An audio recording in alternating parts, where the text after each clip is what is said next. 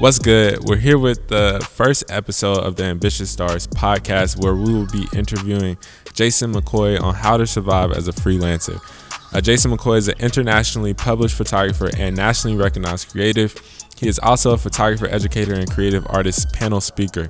Jason's work has provided him with opportunity to work with several reputable brands, and he has also been recognized by NBC5 as a Martin Luther King Man of Distinction. Black Love is his recent art series, created new history and was featured on the cover of Ebony magazine. Jason's entertainment photography has led him to work with music powerhouses such as Motown Records, E1, RCA Inspiration, and other major entertainment establishments. His work and ideas are transforming individuals through photography, have been featured in many radio and TV shows, and as most recent VH1 Chicago Black Ink. I hope you guys enjoyed this episode. I think we talked about a lot of good stuff. We also answered a lot of questions that you guys asked on my Instagram. So if you haven't already, subscribed to this YouTube channel, and we're going to get into this podcast. All right, so what's good? Welcome to the Ambitious Stars podcast. This is episode number 1. This is something I've wanted to do for a while. Our first guest today is Jason McCoy. He is a celebrity photographer, international published photographer, recognized with many awards. He's been in many magazines like Ebony, and yeah, he's my mentor here in Chicago. He's kind of took me in since I've been here for 2.5 years now. And yeah, I'm going to let him tell you more about himself and how he kind of got started and what he's doing. So what's up, Brian? I am so excited to be here. So listen, I've been in photography for a long time. I started really in 2007, taking it serious, and I quit my corporate job in 2009. So 2009 is when I decided, you know what? I'm leaving corporate America and going to go ahead and start out and try to do it myself, be full-time. So I've been out here a long time, and I've been running my business, and it has afforded me the opportunity to work with so many different people. My camera has brought me into rooms that I probably would have never been able to access if it wasn't for the skill that I offer.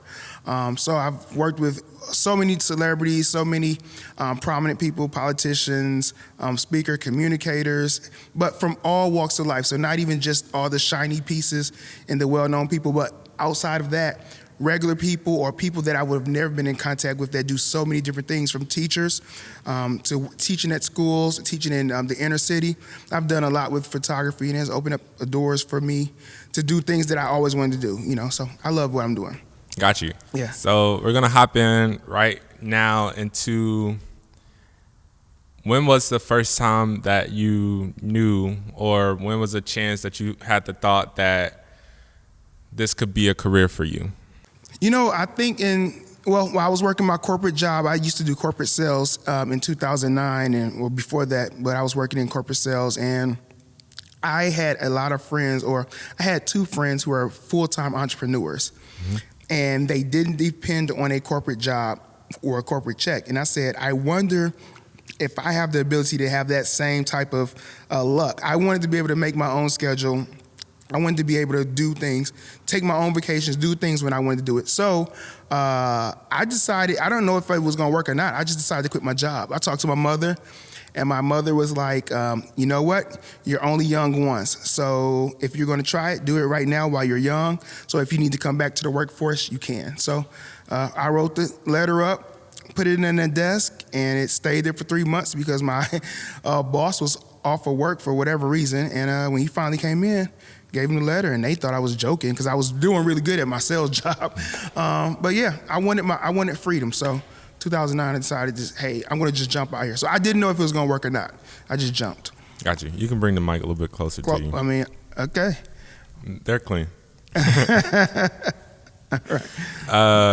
Okay, so getting into, I guess, starting as a freelancer, what are things that I guess kind of took you as surprise or took you by surprise when you first got into freelance? And I know for me, when I first got into freelancing, I did not understand the business side of it, having an email, having a website. And when I started, it wasn't too many people. I know I'm pretty young, and I'm pretty sure when you started, there was no website templates like Squarespace or anything like that. Brian, I'm not that old. Geez. But yeah, okay, it was earlier. It was way before social media was big. But before Squarespace and before things like Wix, I can't even imagine what that would be like now if we didn't have those different sources to make a website. What were some things that possibly helped you along the way when you came up? When I started, it was all about word of mouth referrals. I was heavily working on word of mouth referrals, as well as I used to print. I think people don't even do this anymore. We used to print these 4x6 little cards, sort of like when you used to go to the club. So when people go to the club, right? So when people go to the club, you always used to have a club flyer. So we used to have those and print those out, and then I would just go put them on people's windows. I used to work heavily in the faith-based community, so every time someone had a church concert or an event or a funeral, I would take my little cars, they 4x6, and I would go to every car and put it in the windshields. That's how I started marketing, and that was way back then. So yeah, there was no Instagrams and all that other stuff. So transitioning from that until now, with everything going on with COVID-19, there's a lot less people-to-people interaction. It's starting to open up where you can go out, get some food, get drinks or whatnot.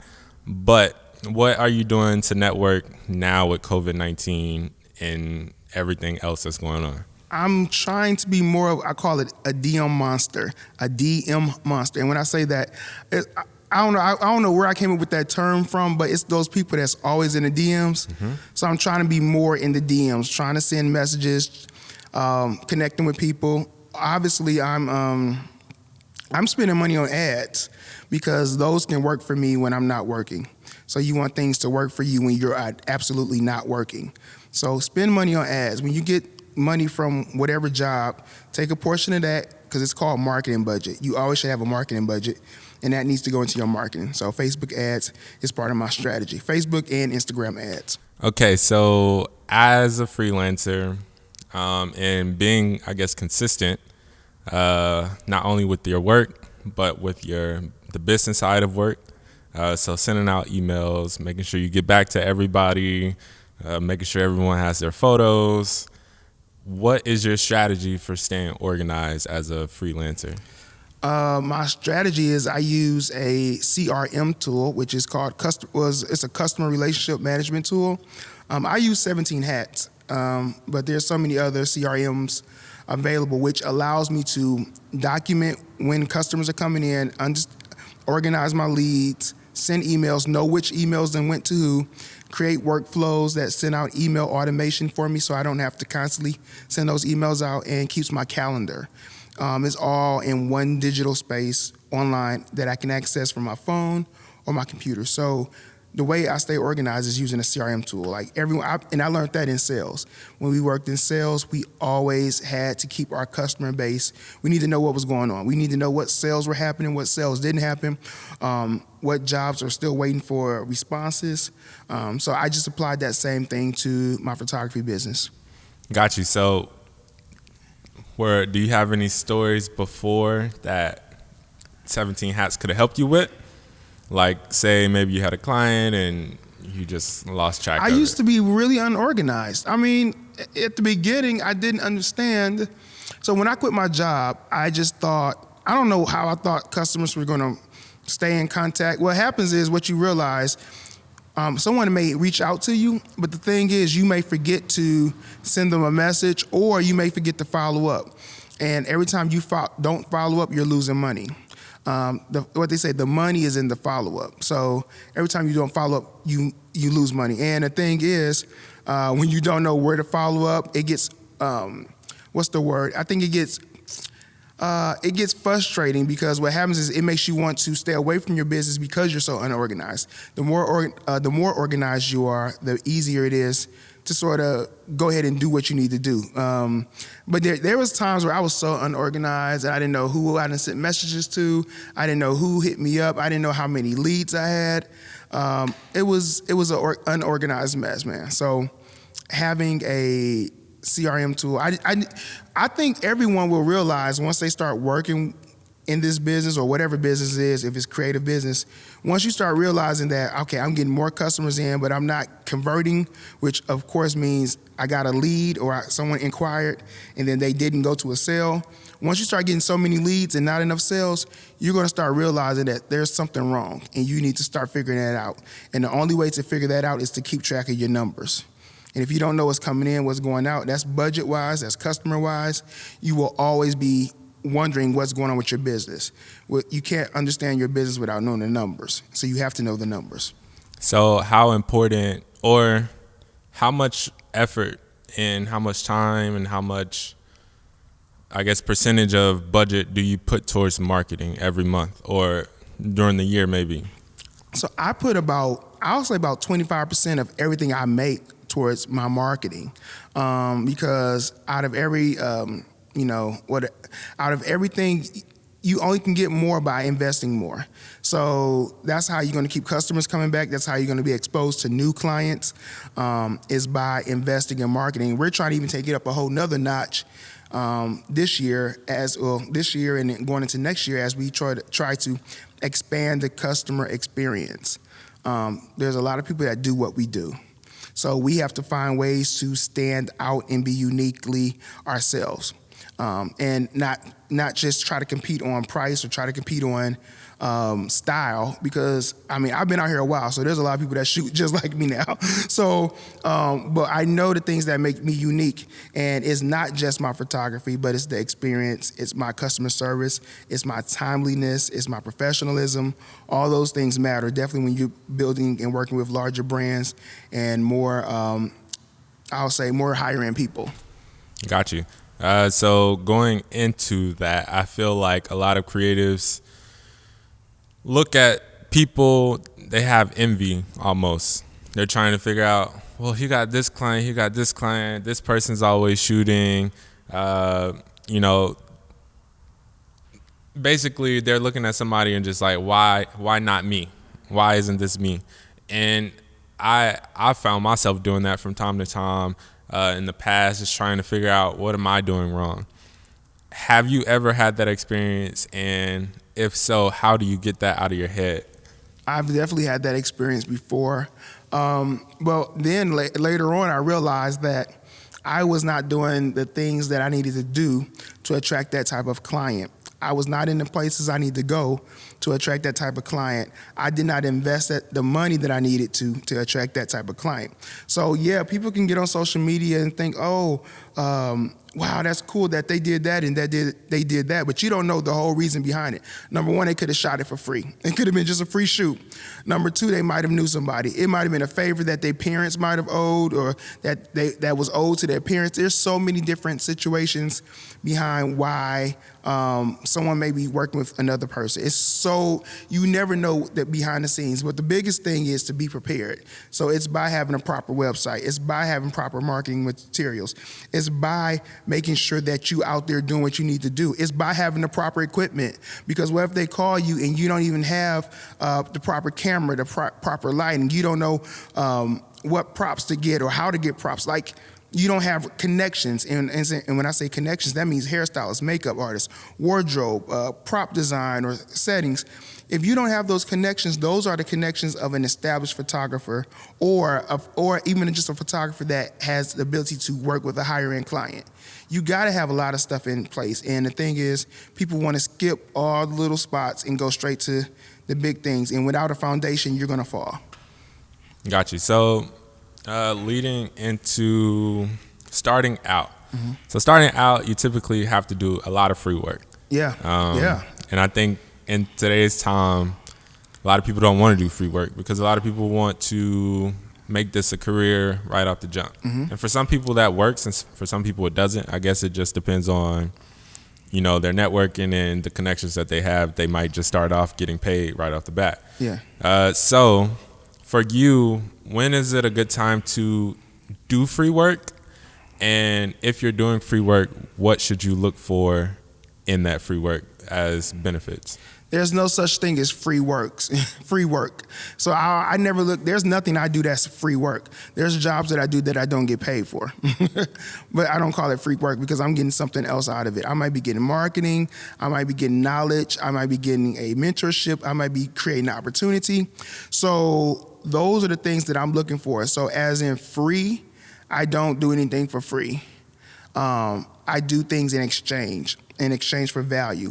So sometimes when you do something for where you're not getting monetarily paid, you may be getting paid in connections. You may be getting paid in experience.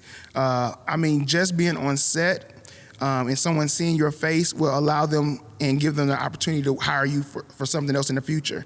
Just because they met you, just because they seen your face. People hire people they're familiar with. Definitely as you climb higher in the industry, it's all about do you know how to work with certain type of people? Do you know how to act on set? And for those people who have not been on set, who have not worked with higher end jobs and things like that, your job should be how can you assist someone who's already established? Not looking for anything, just go in there and work. That's what I did. Here in Chicago, when I got here, I came here and worked for one of the most established photographers. And I did it totally not looking for anything but to learn. And I didn't ask, hey, can you sit down with me for 3 hours? No, I just came and did as much as I can. And I made his life better while I was there. That's what the whole goal. I wasn't trying to leech. I was trying to give. So that's what I think every new person or younger person needs to do. Even as I switch into different industries to learn more or to build a career path somewhere else, I'm still back in that same area of how can I make them better. So then that's where I may offer a photo shoot because I'm like, oh, your brand can be better if you had better photos. And then that allows me access to information, resources, and connections. In the case that you reach out to somebody, how do you show your value? And how do you prove your value to people who might not see the value in what you do? I think you show your value or communicate your value by just saying, hey, I see, bottom line is communicating vision. Like, this is what I see for you. Like, sometimes, no matter how well established, I can tell you some of the most mega names, and I'm like, you know what? We should do this for you, or we should create this for you. And sometimes it might not even have to do with me being a photographer, but it could be something else where brand-wise, where I'll say, oh, I think this is a great idea for you. And I might DM it to them or send them an email.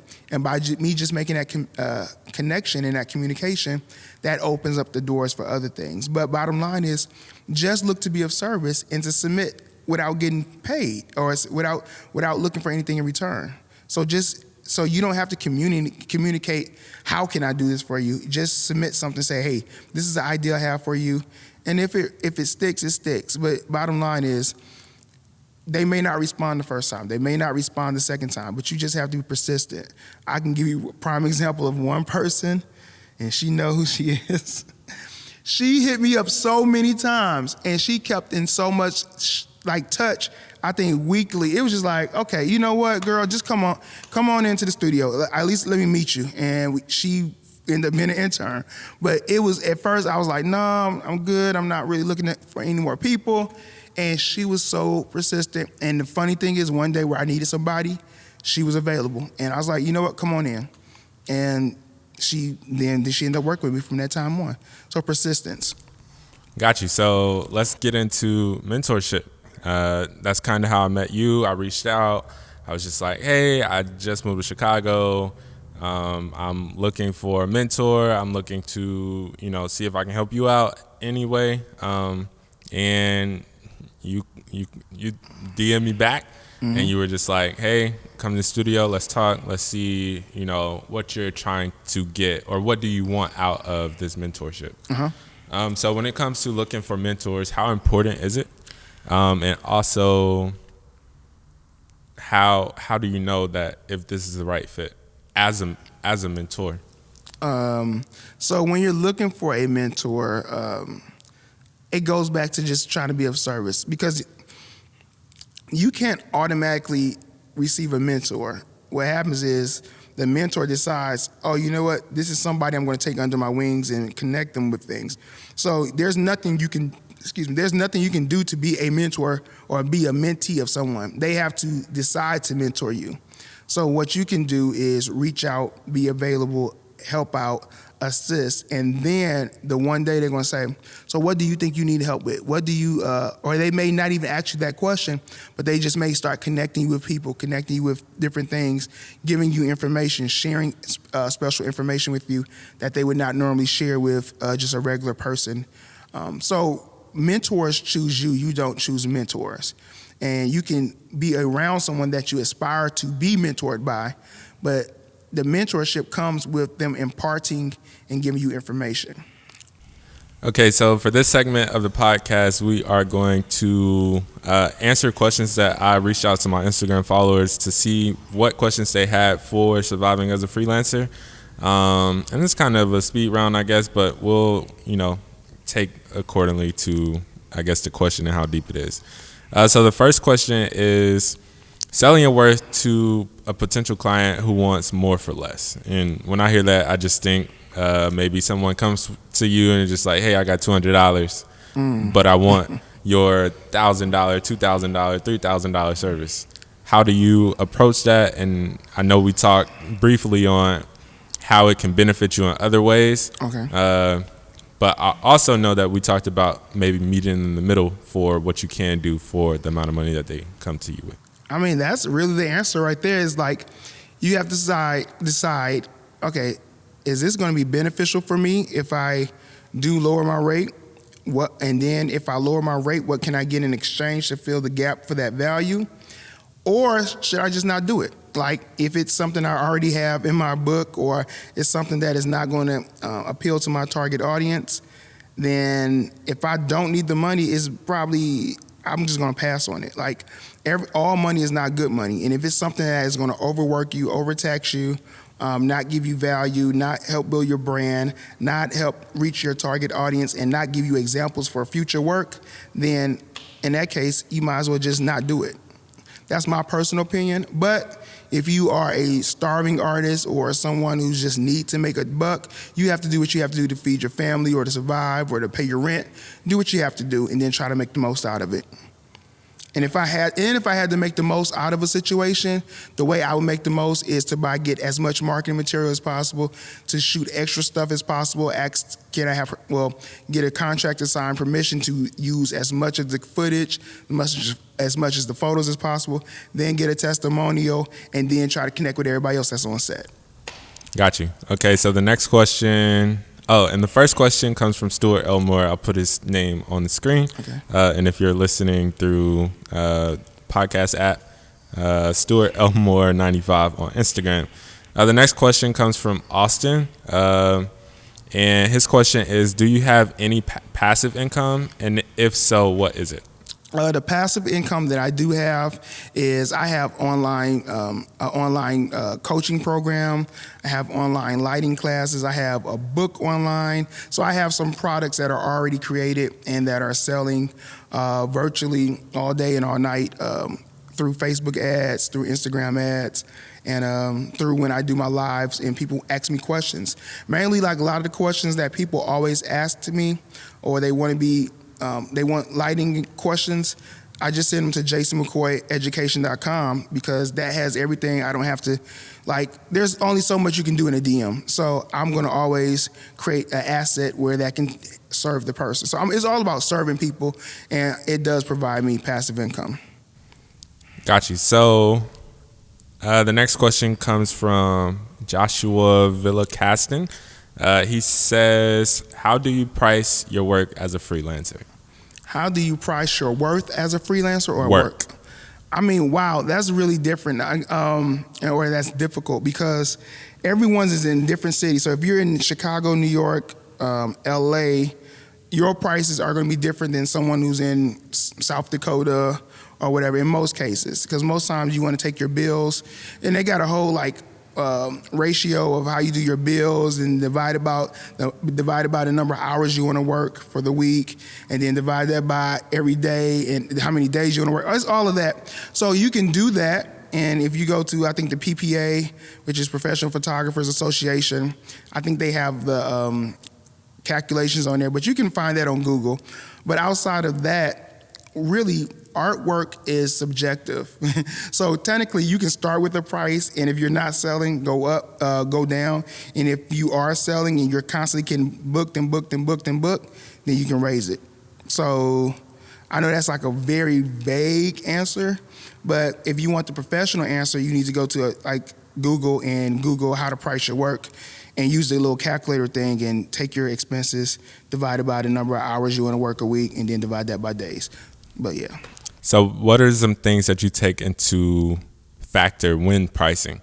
Because for me, I know, you got to take care of the four walls. So that's, utilities, your rent, and all that other stuff.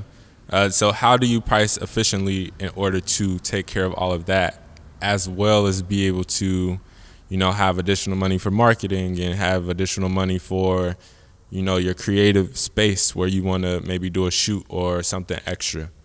Yeah, I mean, so your base price needs to cover what it costs to pay for the four walls and all that other stuff. I also charge for my time, just the time to think or the time to be creative or just the time to retouch. You got to think about all of that stuff. So don't just charge, I'm going to give a basic number. Don't just charge $100 because it may just cost you $100 in time for that photo shoot, but you didn't think about the retouching and that you have to do after that, the email communications. So you may need to bump it to $150. Bottom line is, if you make yourself an authority in your field, you do the work, you do great work, you'll be able to raise your rate. Now, don't think you're going to automatically start high, but you can always raise. And you can always add on. So, for example, you may charge this amount for a job, but then if you want to use it for something in your portfolio or whatever, you can charge extra. Say, hey, I want to rent this equipment, but you can just pay for it. Hey, I want to do this, but you can just pay for it. Like, those are other ways you can sort of get additional funds to at least make a project that may have been a small project look larger and use it in your portfolio. Yeah. And one thing that I've done and I've seen other people do is try to see how many clients I want to have this month and then kind of price point each client to get to that goal. So say you got $2,000 and you only want to shoot 20 people and you charge each person $100 to get to that 2,000, and hopefully that all $100 is profit.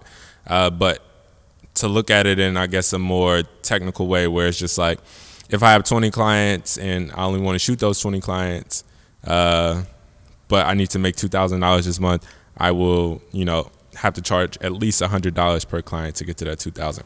That's one way to do it. Also, I personally don't like to put a number on people. So what I like to do is, and when I say a number as in dollar signs, I don't do that. I just say, you know what, I have a goal to service 20 people this month or 10 people this month. And my prices are at a rate that if I chose 20, it's going to take care of everything I need plus more, or 10, whatever. I like to focus on the person and not the dollar amount, because if I focus on the person and creating something that I would have normally charged $500 for, if I'm focusing on the needs of the person, that $500 bill actually probably need to be $800 or $1,000 or $1,500. So I'm not focused on the initial number. I'm focused on how can I serve this person. So if I want to really take care of 10 people on a totally amazing way, I'm going to reach out to them, find all the flaws in their business or their brand, and provide a solution. And the solution, as a photographer, you can be a solution creator as well, or a problem solver. And not only am I providing photography, but I may provide a whole base solution: photography, graphics design, website, hair, makeup, all that stuff, and create a package. And now the $500 that I was going to get may end up being $1,000 or $1,500. Got you. So going into that, you're kind of Swiss Army knife. You really know how to market. You've really put a lot of time and effort into really learning that. You're big on Instagram. I feel like every shoot that you do, you're on Instagram if you're not too busy. How has that helped you? And for the person who might not be a Swiss Army knife where they can do a lot of different things, how can they bring that same type of value, whether it's outsourcing to hire somebody else to come and do the things that they can't do, how do you think that they could, kind of move towards building up, their prices and basically building their value? How can so becoming an authority in your field, it takes work, but it can be done. So it's done by putting the work in. Malcolm Gladwell says the way to perfect any skill is to work on it every day, and they said the magical number is 10,000 hours to have greatness in your skill. So to work on it every day is a way to build social authority. To study your skill, to study your profession or skill, and to be able to write and communicate about it. That's another way to build social authority. After those two things is to work with influencers. That helps build social authority. Get testimonials when you do great work. And your work should always be in excellence. And when you do work in excellence, get testimonials from clients. Those are the things that will build social capital and build social authority. Now, once you have those things, those allow you to raise your rates, allow you to maneuver to higher positions, different jobs, and all that stuff. But the bottom line is put the work in to build social authority. Got you. Okay, moving on to the next question. It comes from DJ Young Man. He said, how do you ensure that you have a consistent client base and work? So the only way to ensure a consistent client base or to ensure consistent clients is to work on consistent leads. So it's not about having a consistent client base. It's about leads. It's about how many people are inquiring and how many people are you converting. So they inquired, and then how many did I get them to say, hey, they're interested. Here's a solution, here's a deposit, and then send them a deposit and get them into the studio. So the bottom line is, it's almost like what they have the baseball averages, or maybe that's not the best example, but the bottom line is you need to cast your net out and then you'll pull up a few fish. But don't think every time you cast your net out, you're gonna pull out 100 fish. But the goal is to keep fishing, keep looking for clients, keep marketing. So bottom line is the only way to have consistent clientele is to always consistently market. When you have nothing to do, when you have downtime, market. When you're not doing anything, market. When you are doing something, market. That should be your number one goal. How can I stay in touch with my current clients, and how can I communicate my value to new clients? Got you.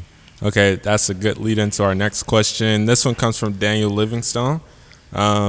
He asked, how do you divide up your time between actually working, marketing, and developing? How do you divide up your time between working, marketing, and developing? Development, or personal development, or business development? I would business and art. Okay. Well, bottom line is there's no balance. This is entrepreneurship. This is not, I don't know. Yeah, it's not, this is entrepreneurship. So if you think there's going to be a balanced life, there's no balanced life. So when you're not shooting, as I just said before, you should be marketing. When you're not marketing and you got an hour or two, work on self-development. There's no particular balance to this thing. But what I will tell you for myself, I'm always working except for the times that I schedule time off. It's entrepreneurship. There's no easy way around this. You're going to work. You're going to have to have multiple hats on at the same time. So yeah, there's no magic formula. I could create a formula for you, but it's different for every single person, because what I'm really good at, you may not be good at, and what you're really good at, I may not be good at. For example, I may say you need to spend at least 2 hours on social media updating every single day. I can do that easily for less than 30 minutes, but it may take somebody else 2, 3, 4 hours. And then I might say you need to be sending emails out. Bottom line is there's no perfect formula, and the bottom line, you should be working. When you're not shooting, marketing. When you're not marketing, finding ways to improve yourself or your skill. That's the easiest answer, because as an entrepreneur, you're devoted to your job and your passion. So that's me. All right, getting more into what you just said, scheduling time off. Okay. I feel like a lot of us don't know when to take off, especially if maybe you got bills due next month. So how important are breaks? And then what do you do during that time? Do you really take off, or do you try to figure out how to get better? So I do take off days to do nothing. And then I take off days for self-development. Then I take off days to attend workshops. So before the whole COVID thing, I used to go to many of the different workshops. I would sign up for classes and go there. And that, to me, that's like my vacation or my break. And then there's other days where I would just mark off a day, like some Sundays or a Saturday or a Monday. It's always between those 3 days. I'll take 1 to 2 days off a week. Most times it may be 1 day a week to just decompress, relax, and just not do anything. Because if you're always overstressing yourself and always on the go, I think you do need a break. So when I'm telling you you should be working all the time. You should be working. I know that sounds weird, but every day that you're working, so if it's Monday through Saturday, you should be working all the time. When you're not asleep, when you're not laying down, whatever, you should be working. And then on your days of break, you should be breaking the whole day and not doing work. And I know a lot of people are now saying like, it doesn't take all that. It does. Like, it really does if you want to be successful. Like, Gary Vee says this stuff all the time about the hustle mentality and about getting on there and making sure things work and doing what you got to do. People want stuff so easy, and it's not going to come that easy. It's not going to come easy. Put the work in. Got you. We have another question from Nicole. I'm sorry if I'm butchering your name. Nikolai Ewert, photography. He asks, what is one helpful skill you wouldn't expect to need to know but comes extremely handy?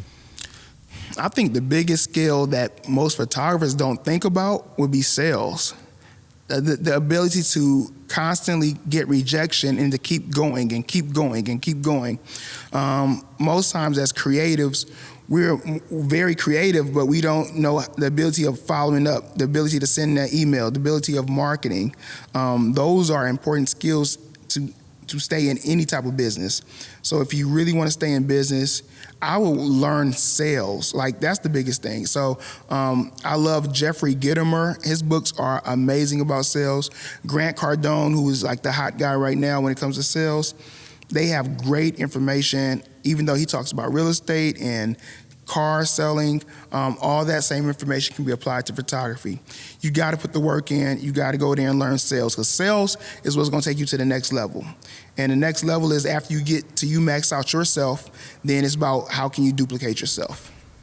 How often do you actually take creative breaks? As in, you shoot clients all the time, you keep shooting clients. How often do you actually shoot the stuff that you might want to shoot?